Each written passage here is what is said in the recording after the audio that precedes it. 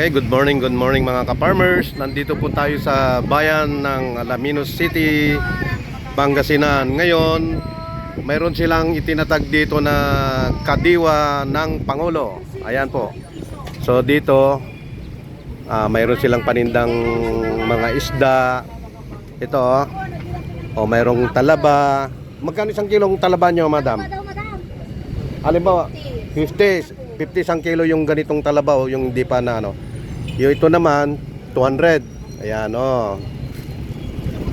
ito 350 limasag. Tsaka dito 400 isang kilo. Yan mga sariwa galing Balayadaan. Tatag ng kadiwa ng Pangulo. Ito may mga paninda silang kamote, talbos ng kamote, mga isda, barangan. Ito yung tinapa. Magkano isang tinapa nyo, madam? Boneless 150. Boneless na tinapa, no? Ayan, boneless na tinapa 150 mga ka-farmers, mga ka-OFW. Ito ang sili ngayon, magkano isang kilong sili nyo? 250 ang labuyo, isang kilo. Tsaka dito sa siling panigang, panigang madam, 80. So dito, ito 250 yung labuyo, 80. Yan ang presidente ng kadiwa ng agriculture, si Mang Felicissimo Espiritu ng Bulanoy. Yan. So dito naman kay sir,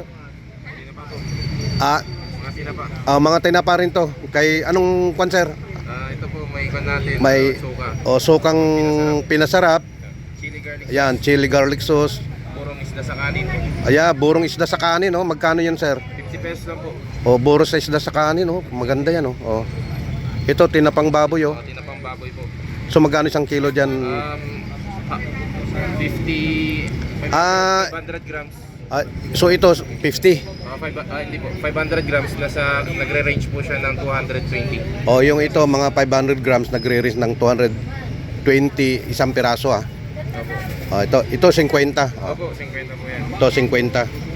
Yan. Ito po sir, 100. Ito 100 yung sukang pinasarap Itong garlic 160 po. ito 160 na po yan. 160. 66 na sa sili. Ayan. So dito naman may tinapang manok. Magkano naman yan sir? Ito sir, 180 sir. Ito 180 tinapang manok. Yes sir. Ito naman tinapang galunggong 140. 140. Ito tinapang hito, African hito. Magkano yan sir? 140 rin. 140 yang sa piraso. So dito lang mga ka-farmers, kapwa ko OFW, mga kabarangay. Ito may binungay sa Ilocano, sa amin tawag 70 sa yung binungay. Ayan mga kamatis. Magkano kamatis nyo madam ngayon?